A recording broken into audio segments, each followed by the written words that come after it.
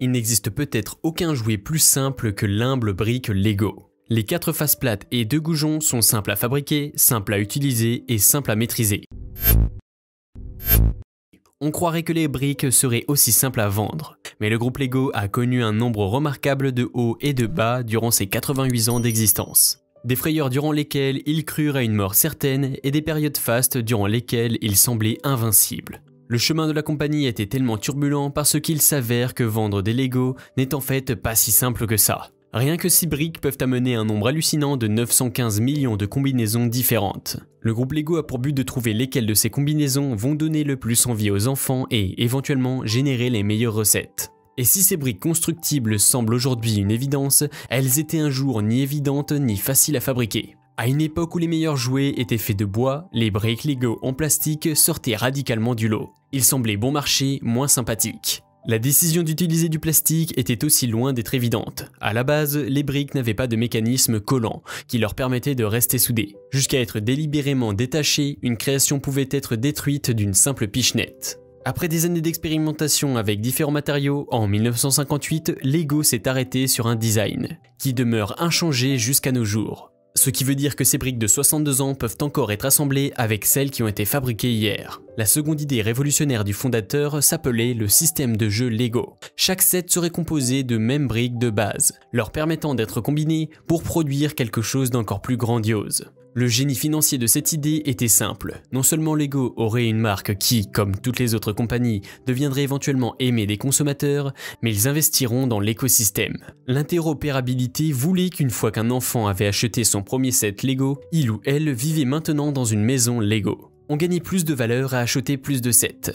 C'est sur ces 2 piliers fondateurs que Lego a progressivement obtenu le succès mondial que nous lui connaissons aujourd'hui. À compter de 2013, un total de 4,4 milliards de minifigures a été fabriqué, 80 briques Lego par personne sur Terre, et 300 millions de pneus par an, ce qui en fait techniquement le plus grand fabricant de pneus au monde, dépassant Michelin et Goodyear. Mais leur parcours n'était pas toujours sans heurts. Il y eut plusieurs erreurs et challenges au fil du temps qui ont directement mené au Lego que nous connaissons aujourd'hui, celui des films et produits de marques comme Star Wars et Minecraft. Le premier de ces problèmes a fait surface à la fin des années 80, quand le dernier de leurs brevets a expiré, mettant fin à leur long monopole des briques jouées qui s'imbriquent pour construire. Avec du recul, même si Lego a connu des décennies de profit, c'était la première fois qu'ils ont été mis à l'épreuve en tant que compagnie, et pas seulement en tant que produit. Durant la vie du brevet, Lego pouvait profiter sans effort de l'idée et du design brillant de son fondateur, sachant qu'aucune autre compagnie ne pouvait vendre dans le même marché. Ceci isolait la compagnie de toute compétition, créant une culture où commentaires de suggestions de parents, voire même des enfants eux-mêmes n'étaient pas les bienvenus. Les designers ont adopté une philosophie similaire à celle de Apple, qu'ils pouvaient créer la demande et n'avaient pas besoin de courir après. Mais en 1988, tout cela a changé. Maintenant, n'importe quel géant du jouet pouvait vendre des sets de jeux à thème aux couleurs vives.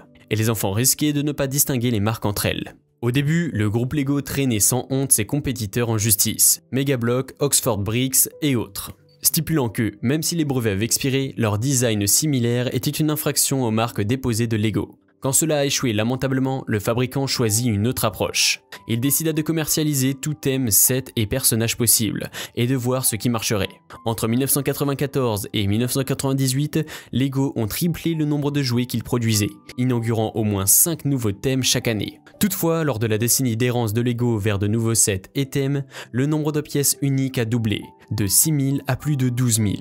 Les designers de la compagnie, isolés du coût financier de leurs décisions, avaient reçu la permission de se lâcher avec des thèmes innovants et stimulants. Un set par exemple contenait 8 pirates différents avec 10 styles de jambes différents. Chacun de ces nouvelles pièces requiert son propre moule et donc a rapidement augmenté les frais de production. Le nouveau PDG de Lego a commencé par la consolidation, se débarrassant de sets non rentables et augmentant la production de ceux qui fonctionnaient. Il remarqua que les sets à succès avaient généralement une chose en commun.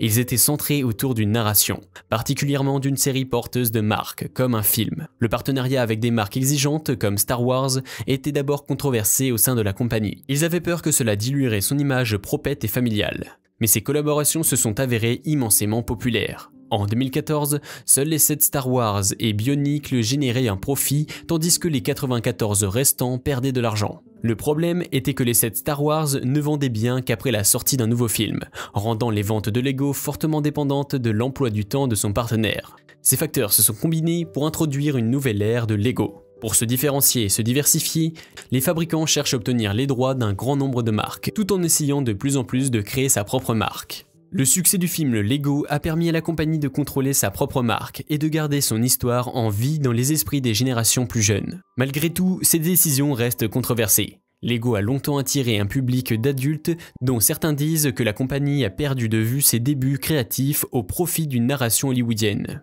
Quelques adultes particulièrement expressifs disent que les Lego d'aujourd'hui mettent trop d'emphase sur le jeu et pas assez sur la construction. Mais personne ne peut dire que la compagnie n'est pas restée centrée sur la qualité de ses produits. Il y a 88 ans, Lego fit ses débuts de fabrication de jouets haut de gamme, et cela demeure vrai de nos jours. Avec ou sans brevet, les clients choisissent Lego tout simplement parce qu'ils sont meilleurs.